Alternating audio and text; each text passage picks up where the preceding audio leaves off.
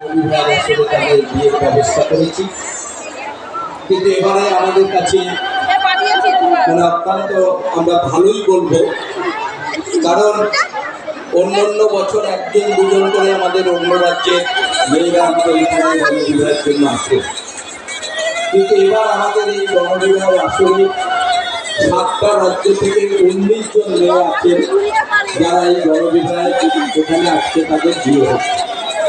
তার মধ্যে আমাদের দিল্লি থেকে আছেন একজন, হরিয়ানা থেকে একজন, কর্ণাটক থেকে একজন, উত্তরপ্রদেশ থেকে 5 জন,